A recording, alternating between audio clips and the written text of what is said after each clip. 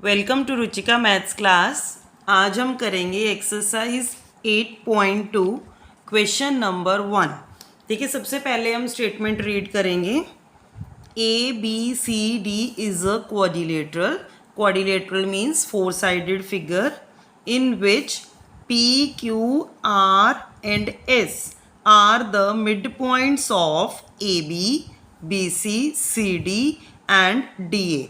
मतलब जो P है वो AB का मिड पॉइंट है, जो Q है वो BC का मिड पॉइंट है, और जो R है वो DC का मिड पॉइंट है, और S AD का मिड पॉइंट है।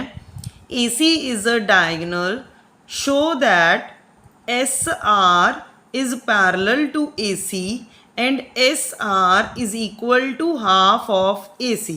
एंड सेकेंड पार्ट में प्रूव करना है PQ is equal to SR। And third part में प्रूव करना है कि PQRS इज अ पैरेललोग्राम। तो देखिए, सबसे पहले हम फर्स्ट पार्ट प्रूव करेंगे। उससे पहले मैं आपको मिड पॉइंट थ्योरम बता रही हूँ। देखिए, मिड पॉइंट थ्योरम क्या होती है कि अगर आप कोई भी एक ट्राइंगल लेते हो और आपको कोई भी दो साइड्स के मिड पॉइंट्स गिवन है, for example D is the mid point of AB and E is the mid point of AC। सो जो लाइन ज्वाइनिंग होती है मिड पॉइंट्स, वो लाइन जो होती है वो थर्ड साइड के हमेशा पैरेलल भी होती है और थर्ड साइड के हाफ के इक्वल भी होती है। मतलब जो DE है वो BC के पैरेलल भी होएगी और जो DE है वो हाफ ऑफ BC भी होएगी। ये तभी होता है अगर आपको मिड पॉइंट्स गिवन है, तभी मिड पॉइंट थ्योरम अप्लाई होती है। तो देखिए, यहाँ पे हम फर्स्ट पार्ट में कौन सी ट्राइंगल लेंगे? In triangle DAC। देखिए, जो ये वाली ट्राइंगल है, ये वाली DAC, इसमें आपको जो S है वो AD का मिड पॉइंट गिवन है और जो R है वो DC का मिड पॉइंट गिवन है।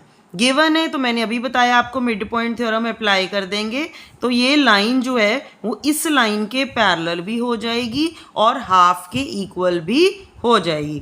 तो कैसे लिखेंगे हम? सबसे पहले हम लेंगे ट्राइंगल DAC। तो हम यहाँ पे सॉल्व करते हैं। तो लिखेंगे हम इन ट्राइंगल DAC। तो क्या लिखेंगे? S is the midpoint of AD and R is the midpoint of DC। देखिए, R किसका मिड पॉइंट है? DC का। ये दोनों चीज़ें आपको गिवन है। ये तो मैंने आपको समझाने के लिए बनाया ट्राइंगल, आपने नहीं बनाना एग्जाम में। तो अब हम मिड पॉइंट थ्योरम अप्लाई कर देंगे।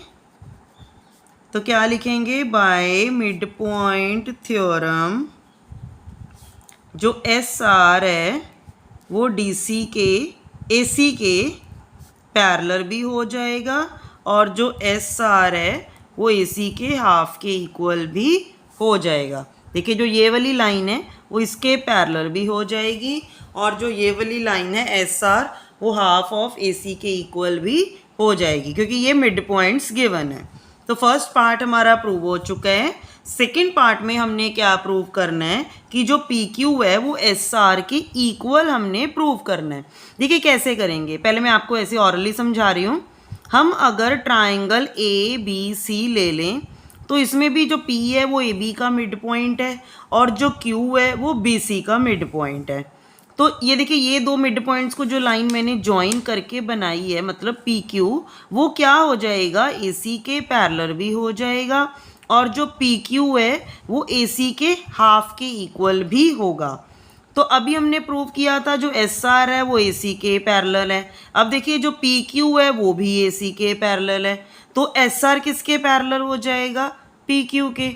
बस हमारा जो सेकंड पार्ट है वो प्रूव हो जाएगा। ऐसे ही हम इक्वल भी प्रूव कर देंगे। तो देखिए, सबसे पहले हम कैसे लिखेंगे? हम ये वाली ट्राइंगल ले रहे हैं अब, BAC, ये वाली। मिड पॉइंट ध्यान में रखना, मिड पॉइंट्स गिवन हो तभी मिड पॉइंट थ्योरम अप्लाई करना। इन ट्राइंगल BAC, ये वाली, उसमें क्या है? जो P है वो मिड पॉइंट दिया हुआ है AB का P is the mid point of A B, और यहाँ पे देखिए जो Q है वो किसका मिड पॉइंट है, बी सी का। जो Q है वो किसका मिड पॉइंट है, बी सी का। तो अब ये वाली लाइन पी क्यू कैसे बनी है, इन दोनों मिड पॉइंट्स को ज्वाइन करके। तो ये लाइन क्या हो जाएगी, इसके पैरेलल हो जाएगी। क्यों होएगी, पहले लिखना है, बाय मिड पॉइंट थ्योरम जो पी क्यू है वो किसके पैरेलल हो जाएगा,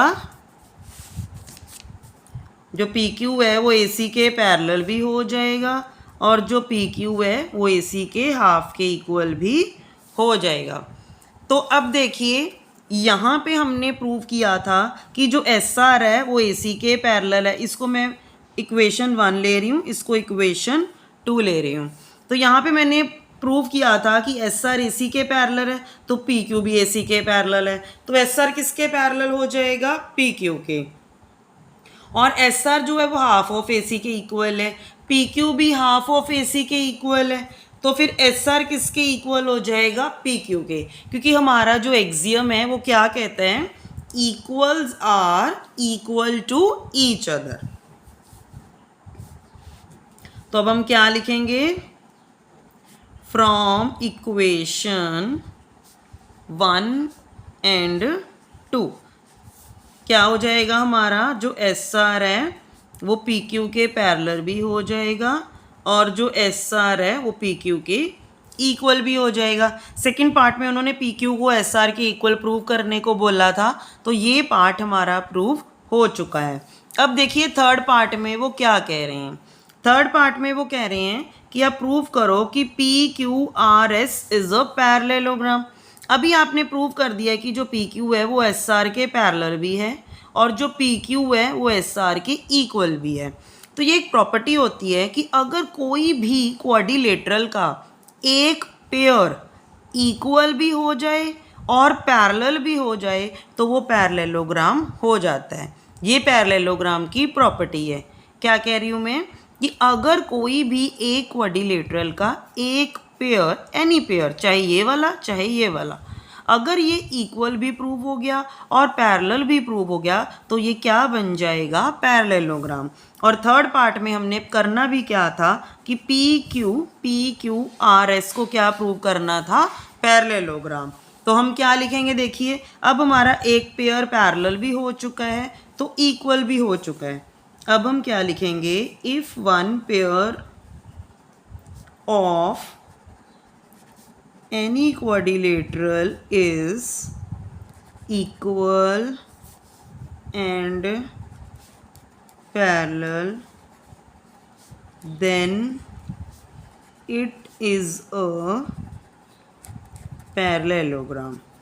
तो अब हम क्या करेंगे, क्या लिख देंगे, so P Q R S is a parallelogram. देखिए ये सम थोड़े लेंथी है पर इतने मुश्किल नहीं है, अगर एक बार ये आपको समझ में आ गए तो करने इजी लगेंगे। तो यहाँ पे हमारा ये क्वेश्चन कंप्लीट होता है। मेरी नेक्स्ट वीडियो में हम नेक्स्ट क्वेश्चन करेंगे। So thanks for watching this video.